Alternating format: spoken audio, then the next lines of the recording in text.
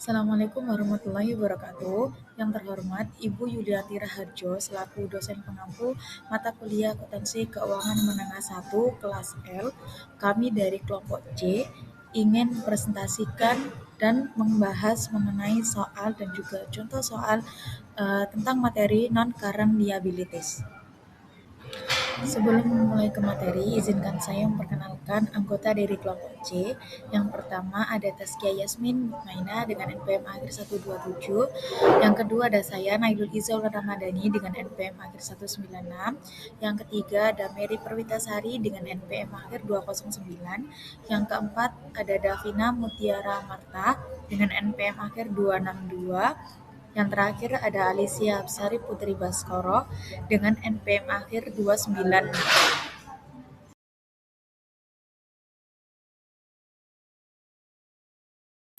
Baik, ini yang pertama menjawab soal 1, yaitu E14.1. Yang A, bank loans payable of a winery due March 10, 2025. The product requires aging for 5 years before sale. Ini masuk ke non-current liability. Lalu yang B, serial bonds payable 1 million, of which 2500,000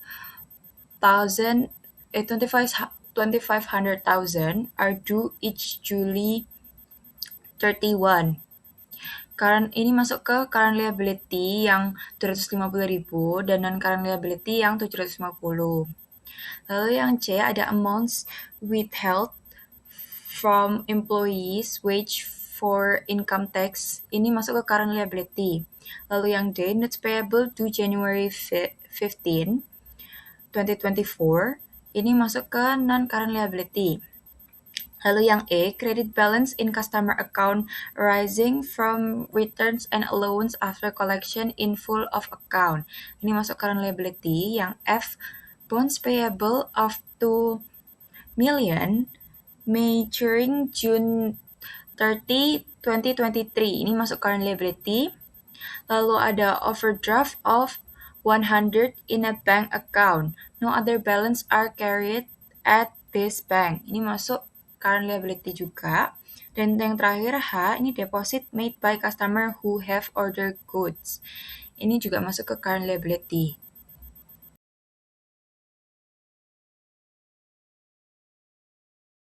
Baik, selanjutnya saya akan menjelaskan soal E14.3 pada situasi pertama. Diketahui pada tanggal 1 Januari 2022, DIVEC SA menerbitkan obligasi sebesar 300.000 dengan tingkat bunga 9% dan jangka waktu 10 tahun. Obligasi diterbitkan pada nilai pari atau sebesar nilai nominalnya. Pembayaran bunga dilakukan setiap 3 bulan, yaitu pada tanggal 1 April, 1 Juli, 1 Oktober, dan 1 Januari. Nah, soal pertama kita diminta membuat jurnal pada saat penerbitan obligasi. Karena obligasi diterbitkan pada nilai pari, maka kas yang diterima perusahaan sama dengan nominal obligasi, yaitu 300.000. Jurnalnya adalah debit kas sebesar 300.000 dan credit bonds payable sebesar 300.000. Artinya perusahaan menerima dana dari investor dan memiliki kewajiban untuk melunasi obligasi tersebut pada saat jatuh tempo. Selanjutnya, soal nomor 2, kita menghitung pembayaran bunga pada tanggal 1 Juli 2022. Karena bunga dibayar setiap 3 bulan, maka bunga per kuartal dihitung dengan rumus nilai nominal dikali tingkat bunga dikali 3 per 12, sehingga diperoleh 300.000 dikali 9% dikali 3 per 12 yang menghasilkan 6.750.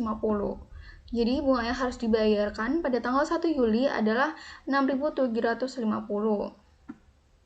Selanjutnya nomor 3, kita disuruh menghitung penyesuaian bunga pada tanggal 31 Desember 2022. Nah, meskipun pembayaran bunga berikutnya baru dibayarkan pada 1 Januari 2023, perusahaan tetap harus mengakui beban bunga yang sudah terjadi selama periode Oktober sampai Desember 2022. Jadi perhitungannya yaitu 300.000 dikali 9% dikali 3 per 12 yang menghasilkan 6.750. Jadi jurnal penyesuaiannya adalah debit interest expense sebesar 6.750 pada credit interest payable sebesar 6.750. Nah, selanjutnya pada perusahaan Verbit Sky, itu diketahui perusahaan menerbitkan obligasi dengan nilai nominal sebesar 200.000 dan tingkat bunga 12% per tahun. Nah, obligasi itu bertanggal 1 Januari 2022, tetapi obligasinya itu baru diterbitkan pada 1 Juni 2022. Nah, pembayaran bunganya itu dilakukan setiap tanggal 1 Juli dan 1 Januari. Nah, untuk yang pertama, kita akan membahas issuance of the bonds 1 Juni 2022. Nah, karena obligasi itu diterbitkan 5 bulan setelah tanggal obligasi, investor tuh harus membayar accurate interest atau bunga yang sudah berjalan dari 1 Januari sampai 1 Juni. Nah, maka perhitungan bunga yang harus dibayar itu 200.000 dikali 12% dikali 5/12, yaitu menghasilkan 10.000. Nah, untuk jurnalnya itu debit kas 210.000, kreditnya bonds payable 200.000, dan juga kreditnya interest payable 10.000. Untuk yang kedua yaitu payment of interest 1 Juli 2022. Nah, pada tanggal 1 Juli 2022 itu perusahaan membayar bunga semester pertama. Nah, perhitungan bunga 6 bulannya yaitu 200.000 dikali 12% dikali 6/12, yaitu menghasilkan 12.000. Nah, namun perusahaan sudah menerima bunga berjalan sebesar 10.000 saat penerbitan obligasi, sehingga yang menjadi beban bunga perusahaan hanya 2.000. Maka jurnalnya yaitu debit interest payable 10.000, debit interest expense 2.000, dan juga kredit kas sebesar 12.000. Lalu yang C ada accrual of interest yaitu 31 Desember 2022. Nah, pada akhir tahun, bunga dari periode 1 Juli sampai 31 Desember belum dibayarkan, karena pembayaran berikutnya baru dilakukan pada 1 Januari 2023. Nah, oleh karena itu, perlu dibuat jurnal penyesuaian. Nah, untuk perhitungan bunganya sendiri yaitu 200.000 dikali 12% dikali 6/12, yaitu menghasilkan 12.000 dengan jurnal penyesuaian yaitu debitnya interest expense, kreditnya interest payable sebesar 12.000.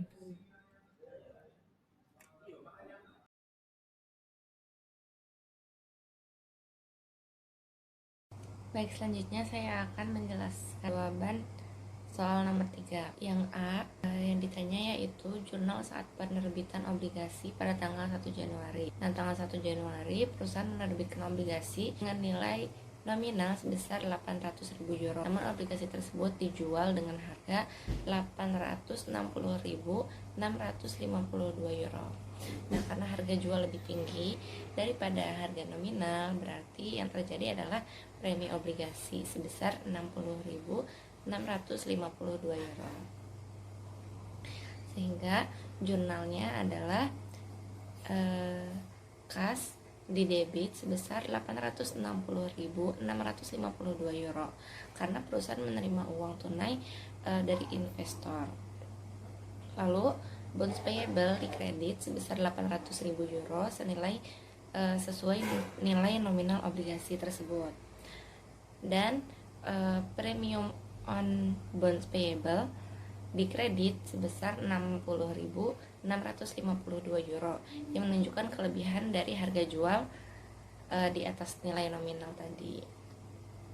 Selanjutnya bagian B yaitu jadwal amortisasi premi obligasi. Nah, selanjutnya kita membuat jadwal amortisasi premi menggunakan metode bunga efektif. Nah, pada tahun 2022 nilai tercatat obligasi sebesar 860.652 euro. Nah, beban bunga dihitung berdasarkan market rate 10% dikalikan dengan nilai tercatat awal. Jadi nilai tercatat awal itu kan awalnya 860.652 euro, lalu dikalikan dengan market rate itu 10%, sehingga memperoleh 86.065 euro. Itu adalah beban bunganya. Sedangkan untuk kas yang dibayarkan kepada pemegang obligasi itu dihitung berdasarkan bunga kupon. Jadi nilai nominal 800.000 euro dikali dengan bunga kupon tersebut 12%, sehingga memperoleh sebesar 96.000 euro. Nah, karena kas yang dibayarkan lebih besar daripada beban bunga, maka selisih tersebut diamortisasi premi. Jadi kas yang dibayarkan 96.000 euro dikurangi dengan beban bunga 86.065 euro, sehingga memperoleh selisih amortisasi yang merupakan amortisasi 9.935 euro. Nah, amortisasi premi ini mengurangi nilai tercatat obligasi. Jadi, yang tercatat awal dikurangi dengan amortisasi sehingga tercatat akhir yang akan dipakai untuk tahun berikutnya. Begitu. Sehingga di tahun pertama ini 860.652 euro dikurangi dengan amortisasi tersebut 9.935 euro, sehingga nilai tercatat akhir 850.717 euro. Nilai tercatat akhir ini akan dipakai untuk nilai tercatat awal di tahun selanjutnya. Jadi di sini saya akan menjawab soal ketiga yang C, yaitu jadi pada tahun 2022 ini perusahaan membayar bunga tunai sebesar 96.065. Kemudian beban bunga yang diakui berdasarkan metode bunga efektif itu sebesar 86.065 dan selisihnya sebesar 9.935 yang merupakan amortisasi premi yang mengurangi saldo premi obligasi. Untuk jurnalnya yaitu debit pada beban bunga sebesar 86.65, kemudian debit pada obligasi terutang sebesar 9.935 dan kredit pada kas yaitu sebesar 96.000. Kemudian yang D ini yaitu jurnal pembayaran bunga amortisasi premi pada tahun 2024. Jadi pada tahun 2024 ini beban bunga yang diakui sebesar 83.979. Karena bunga tunai yang dibayarkan ini tetap 96.000, maka selisihnya sebesar 12.021. Dan ini dicatat sebagai amortisasi premi. Dan nilai tercatat obligasi setelah amortisasi menjadi 827.768. Untuk jurnalnya ini didebit pada beban bunga sebesar 83.979 dan debit pada premi obligasi terutang sebesar 12.021 dan kredit pada kas sebesar 96.000. Baik, selanjutnya contoh soal non-current liability. Nah, di sini diketahui nilai nominal obligasi 500 juta. Lalu bunga kupon atau SR 12% per tahun. Jatuh tempo selama 5 tahun. Harga jual 540 juta dan suku bunga pasar efektif atau market rate sebesar 10%. Selanjutnya saya akan menjelaskan mengenai perhitungan premi obligasi. Diketahui nilai nominal obligasi sebesar 500 juta, sedangkan obligasi tersebut berhasil dijual dengan harga 540 juta. Nah, karena harga jual obligasi lebih tinggi daripada nilai nominalnya, maka obligasi dijual dengan premi. Premi obligasi dihitung dengan rumus harga jual obligasi dikurangi nilai nominal obligasi yang menghasilkan 40 juta. Premi ini muncul karena tingkat bunga kupon obligasi yaitu 12% lebih tinggi dibandingkan tingkat bunga pasar yang hanya 10%.